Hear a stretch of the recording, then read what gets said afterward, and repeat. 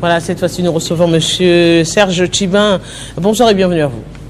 Merci, madame. Je rappelle aux téléspectateurs que vous êtes membre du parti PPRD de Joseph Kabila. Et justement, ici, on revient sur des questions d'actualité, notamment la première, la question de la révision de la Constitution. Aujourd'hui, on en parle. Oui, ça fait couler encre et salive. Le président de la République est déterminé sur cette question de la révision de la Constitution, bien que l'opposition, une tranche, oui, manifeste et de manière assez dispersée, on va le dire comme ça. Le PPRD ou encore le FCC proteste de son côté, Martin Fayulu également, ou encore Delis Sanga qui a créé le sursaut national, qui proteste également de son côté. Merci madame pour la parole. Le PPRD, le FCC, notre famille politique est une famille politique disciplinée, structurée. Nous sommes en train de nous préparer pour de grandes actions, des actions de grande envergure sur le terrain. Mais le plus important que nous devons dire à la population congolaise aujourd'hui, il n'y a ni opportunité, ni intérêt à modifier ou à changer la Constitution aujourd'hui. Le problème de notre pays, ce n'est pas la Constitution. Car cette Constitution ne bloque pas ceux qui volent, ceux qui détournent. Cette Constitution ne bloque jamais le voyage à l'étranger. Cette Constitution ne bloque en réalité nullement le bon fonctionnement de notre pays. Mais ce qui bloque, au contraire, notre pays, et c'est l'impréparation, c'est l'incompétence notoire, c'est le clientélisme, les favoritismes. Ce qui bloque notre pays aujourd'hui, c'est les détournements à ciel ouvert, ce qui bloque le bon fonctionnement de notre pays, mais surtout, c'est la kleptocratie au sommet de l'État qui n'arrive pas à bien gérer, parce que l'UDPS nous avait promis merveille à l'opposition. Une fois arrivés aujourd'hui au pouvoir, ils n'ont pas un projet de société, ils n'ont pas une vision précise pour ces grands pays.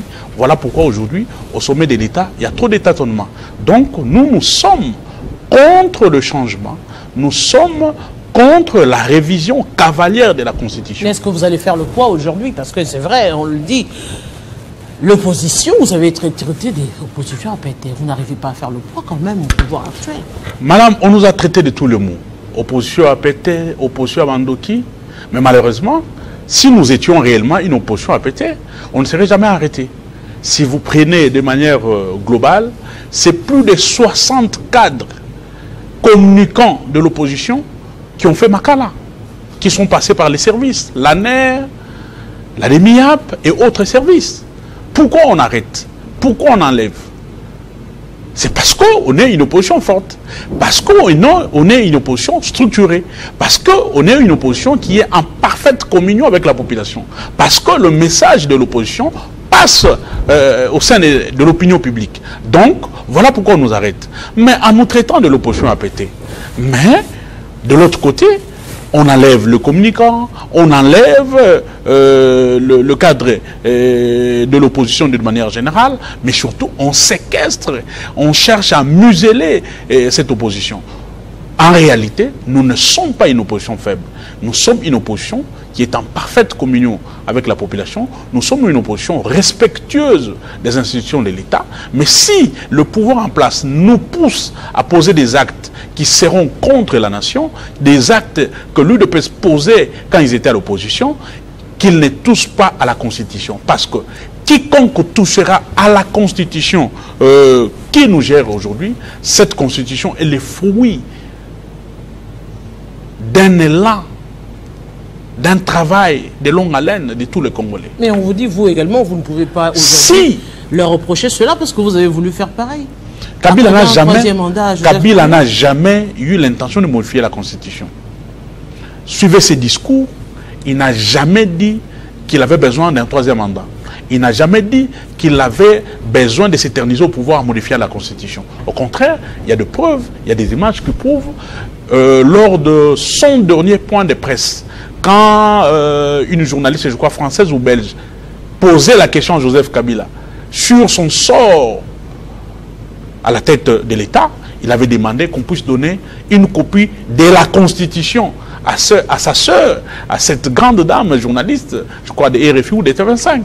Et Joseph Kabila à l'époque avait demandé à cette journaliste française de lire la Constitution et d'avoir la matière sur le sort de Joseph Kabila. Il a respecté la Constitution jusqu'à la fin. Aujourd'hui, ceux qui cherchent à torpiller cette Constitution, ceux qui cherchent à marcher sur cette Constitution, ce sont ceux qui avaient mobilisé les Congolais hier contre les intentions du changement ou des révisions de la Constitution. Mais pourquoi aussi Mukendi est mort? Si on doit changer la Constitution aujourd'hui, pourquoi Thérèse Kapanga est mort? Si on doit changer cette Constitution aujourd'hui, qu'est-ce qui bloque? Ça devient le discours de l'opposition actuellement. Non, madame, soyons concrets. Que ceux qui dirigent, ceux qui ont besoin de changer cette Constitution, nous disent réellement où est le blocage dans cette Constitution. Qu'est-ce qui dérange le pouvoir en place? Qu'est-ce qui bloque le pouvoir en place pour travailler? La question de la souveraineté nationale. La souveraineté n'a rien à voir, madame. Pour parler de la souveraineté... Vous pouvez céder une partie de votre territoire? Madame, je vous demande, vous êtes une grande dame, très intelligente, prenez le temps, lire les propos du président de la République. Prenez le temps de lire la charte de l'EAC. Le premier article, le deuxième et le troisième. On parle aussi de la souveraineté. On parle aussi de la possibilité de cerner une partie du territoire national au profit de la communauté. Donc, si on s'en tient à ça, nous pouvons dire que Félix Tshisekedi nous a amené dans l'EAC aussi pour céder une partie du territoire national. Non. Mais finalement, comment vous arrivez en même temps à dire des discours, à nous donner des discours selon votre contexte à vous? Parce que lorsque le FCC, par exemple, est au pouvoir, il y a ceux qui disaient que le troisième mandat est possible. Les textes le disent. Il y a des avocats qui sont passés pour tenter de justifier un troisième mandat. Je vais vous donner la différence entre l'UDPS, ou l'Union sacrée aujourd'hui, et le FCC d'hier.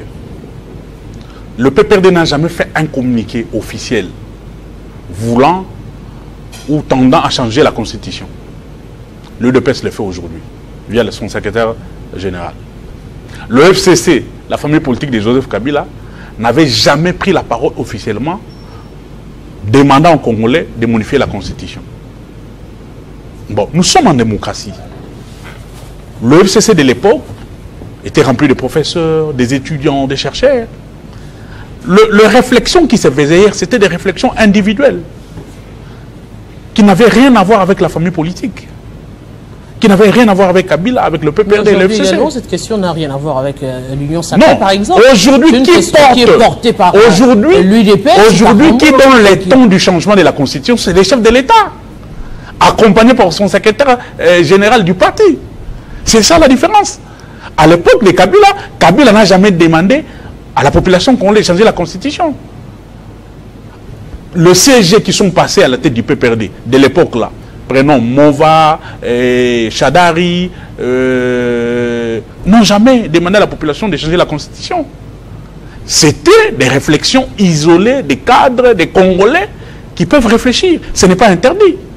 Et cette position-là n'a jamais été portée officiellement aux instances officielles du FCC ou du PPRD. Vous réagissez aujourd'hui parce que ça a été porté officiellement. Le cas, il est totalement différent parce que c'est les chefs de l'État qui demandent, qui sollicitent la révision ou le changement de la Constitution. Donc l'intention nuisible est là. Si l'UDPS estime qu'il veut s'éterniser au pouvoir, mais qu'il le fasse de moyens démocratiques. Félix Tshisekedi, son dernier mandat, c'est ces mandats ici. C'est jusqu'en 2028. Que Félix Tshisekedi, comme il dit qu'il a déjà un bilan positif, Kabouya nous dit que l'UDPS a un bilan positif, l'Union sacrée a un bilan positif, qu'il prépare un dauphin. Que ces dauphins soient alignés en 2028. Comme ça, nous allons aux élections crédibles et transparentes. On verra si les dauphins de Félix Tshisekedi de l'UDPS gagnera, madame. Mais vous savez aujourd'hui qu'en politique, en République démocratique du Congo, la question du dauphinat semble ne pas encore être ancrée dans les esprits. Aujourd'hui, vous en avez été victime, vous, le FCC. Si la question du dauphinat n'est pas ancrée à l'UDPS, à quoi auront servi les 38 ans qu'ils ont passé sous les bois en train de faire l'école buissonnière à l'UMT? Vous voyez un secrétaire général d'un parti aujourd'hui dire que s'il y a les deux autres dans l'UDPS, c'est parce que Kagame. Madame, c'est pour la première fois dans ces pays, un parti au pouvoir accuse un chef de l'État d'un pays étranger de déstabiliser le parti. Alors que lui qui gère les partis n'est pas compétent, n'est pas qualifié, n'a pas des atouts pour fédérer les idées, pour fédérer les forces, pour gérer bien les partis.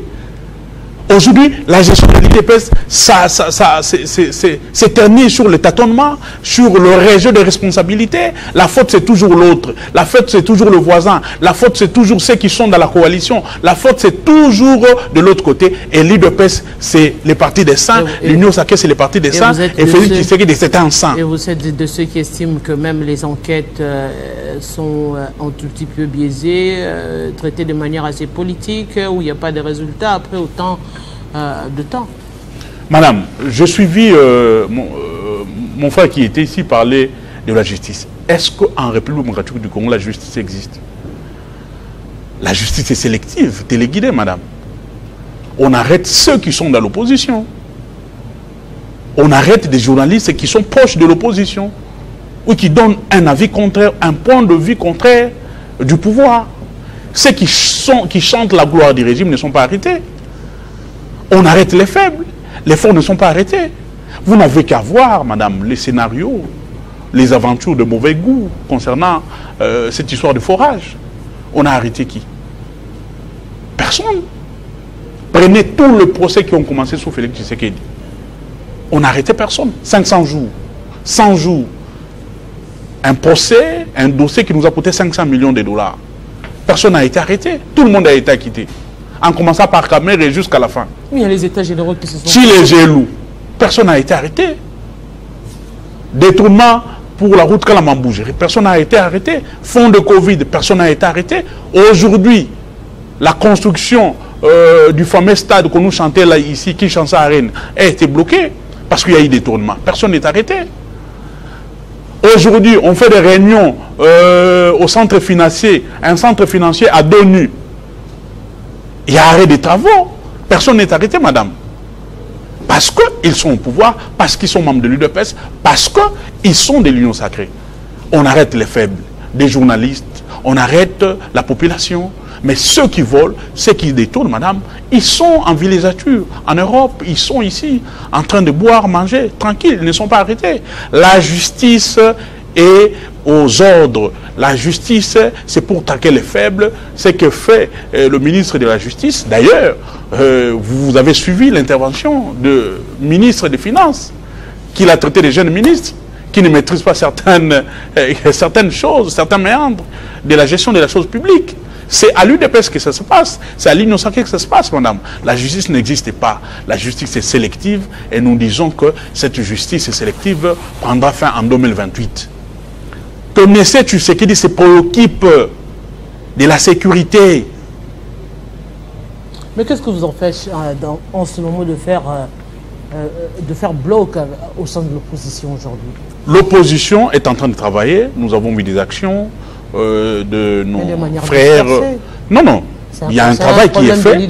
Il y a un travail qui est fait, madame, pour fédérer les énergies, les forces, afin que l'opposition puisse être unie et combattre l'adversaire commun que nous avons, l'ennemi commun que nous avons, c'est l'UDPS.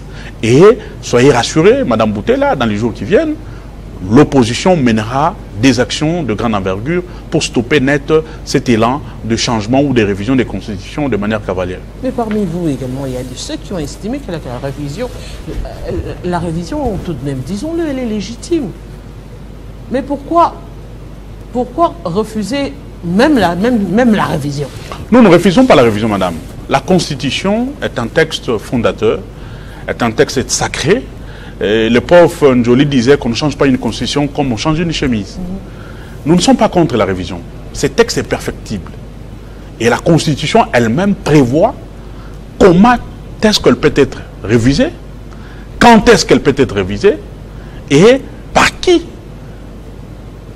Donc, si nos frères, nos amis au pouvoir pensent qu'il y a des dispositions qui clochent, ces dispositions sont révisables, ils peuvent le faire. Mais dans le même texte, il y a des articles intouchables, des articles qu'on appelle des articles intangibles. Ces articles constituent en soi le cœur, l'esprit même de cette Constitution. Et ces articles ne peuvent pas toucher, ne peuvent pas être touchés, ne peuvent pas être révisés. Dans le contexte actuel, nous sommes dans une période de guerre, une partie du territoire est menacée. Tout ça, ça doit être pris en compte.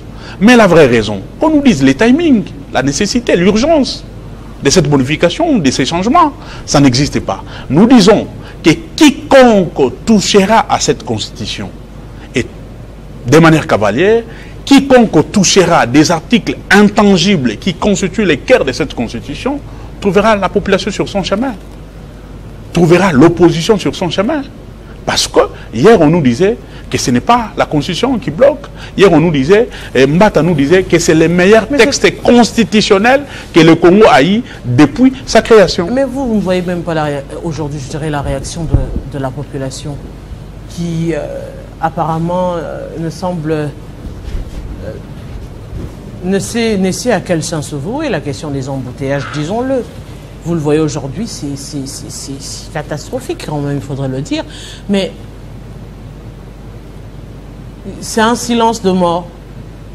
On s'y habitue. On se dit finalement, il y a des embouteillages, on constate et puis voilà. Aujourd'hui, sur le plan économique, c'est des manques à gagner énormes. Sur le plan, par exemple, de l'instruction, c'est compliqué avec les enfants qui vont à l'école par des moyens de transport. Et on semble apparemment trouver cela normal maintenant. Mais madame, nous en tant qu'opposition, nous proposons. Je vous donne des exemples.